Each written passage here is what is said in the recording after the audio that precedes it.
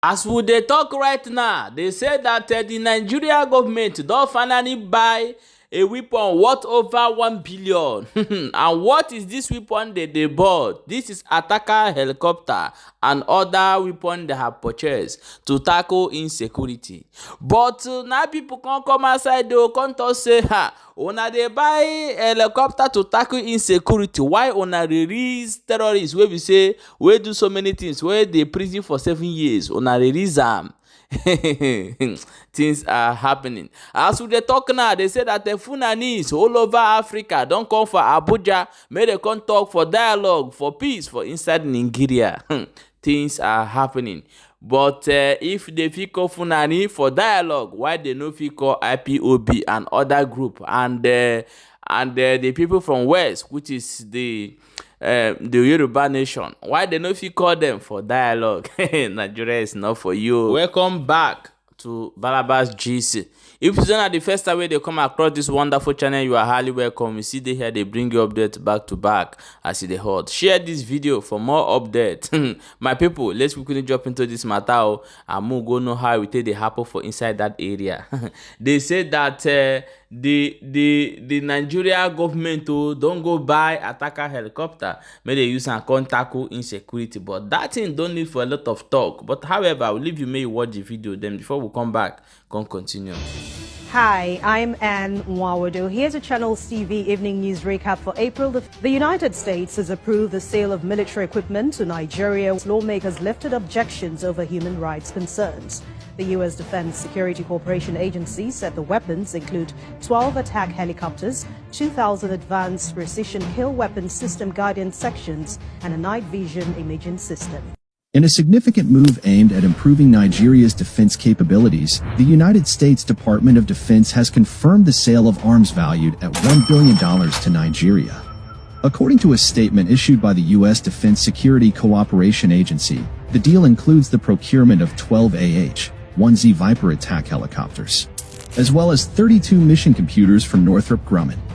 This strategic move is expected to bolster Nigeria's ability to respond to security challenges and strengthen its overall defense posture, making the purchase of the helicopter, scheduled for completion in June 2024, a significant upgrade to the country's military assets. This procurement marks a significant milestone in the defense cooperation between the United States and Nigeria. The acquisition of 12 AH-1Z Viper attack helicopters will enhance Nigeria's ability to conduct precision strikes and undertake rapid response operations for the country's overall security and stability. This will be the second biggest arms procurement from the U.S. government after the supply of 2 batches of 6 A-29 Super Tucano attack aircraft to Nigeria.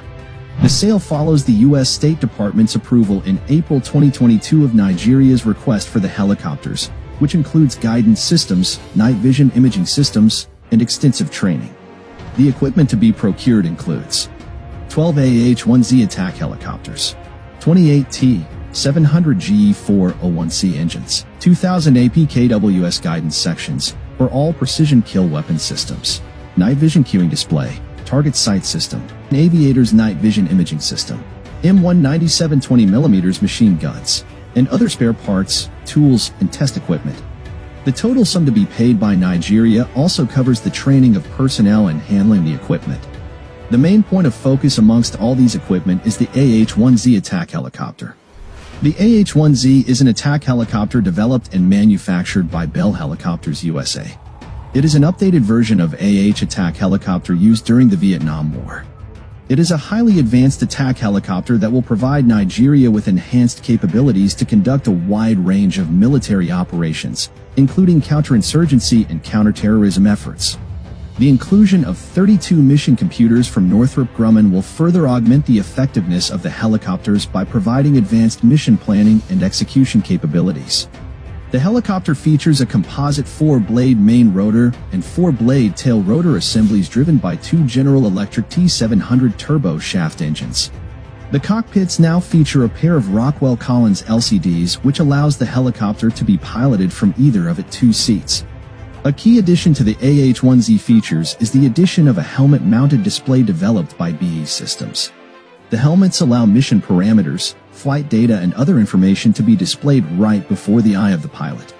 Similar to the AH-64 Apache, the helmets are linked to the onboard weapon system for target cueing. The AH-1Z has a range of 425 miles, a service ceiling of over 20,000 feet, and can fly at a maximum speed of 410 kilometers per hour. The helicopter has a total of 6 hardpoints under which Hellfire anti-tank missiles, the AIM-9 Sidewinder air-to-air missile, and the Hydra 70 rocket pods can be mounted. A 20mm M197 3-barreled Gatling-style cannon is mounted up front, and its fire control is assisted through the longbow radar system developed by Northrop Grumman. The deployment of advanced attack helicopters in Nigeria is expected to have a ripple effect on the security dynamics of West Africa, potentially influencing the balance of power and security architecture in the region. The advanced technological capabilities of the AH-1Z Viper helicopters, coupled with the integrated mission computers, are expected to significantly enhance Nigeria's operational effectiveness and situational awareness, thereby enabling the country to respond more effectively to evolving security challenges. The increased capabilities of the Nigerian military could lead to a more assertive role in addressing security threats not only within its borders but also in neighboring countries, thereby reshaping the regional security landscape. This comprehensive package underscores the United States' commitment to supporting Nigeria in its efforts to address security threats and protect its territorial integrity. As both nations work together to enhance regional security, the impact of this strategic move is poised to resonate across West Africa. The collaboration between the United States and Nigeria in strengthening defense capabilities reflects a shared commitment to enhancing regional security and countering transnational threats.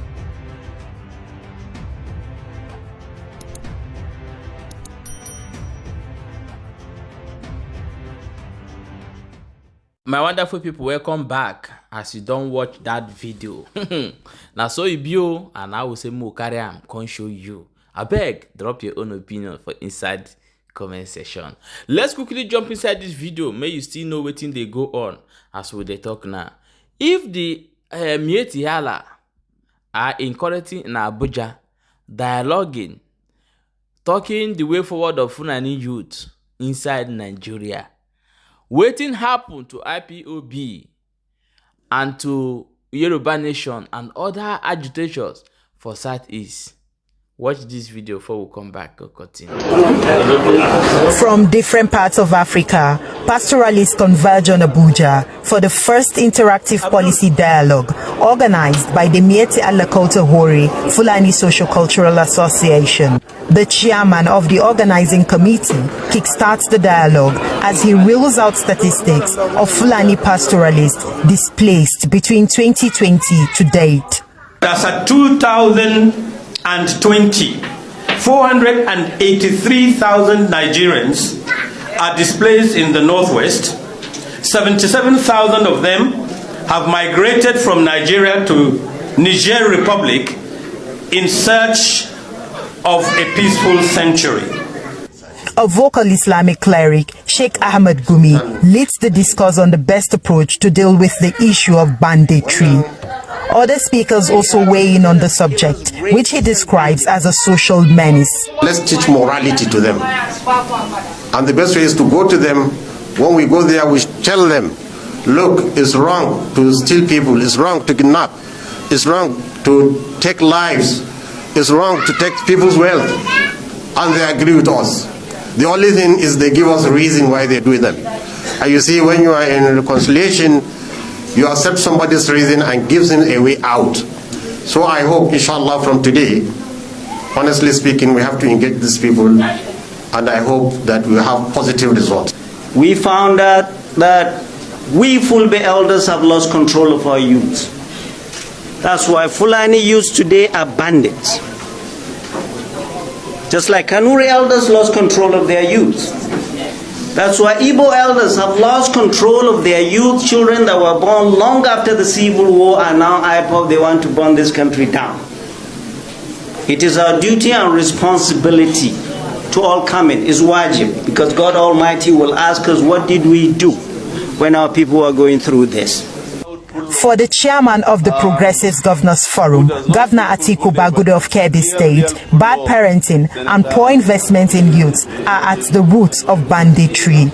one thing that one can contribute to this is underinvestment and its consequences. Because once, whether you underinvest, whether it is in education or social provision or economic empowerment opportunities, then that underinvestment will show up one day somewhere or in some behavioral forms. The two-day conference, which attracted several stakeholders, is aimed at protecting the future of Fulani pastoralists in Nigeria. My people, it's very good may all these things they happen so that you go know where you belong for inside this country.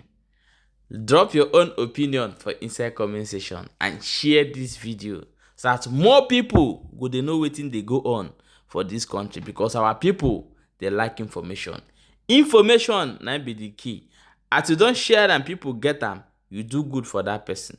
Thank you. Share this video.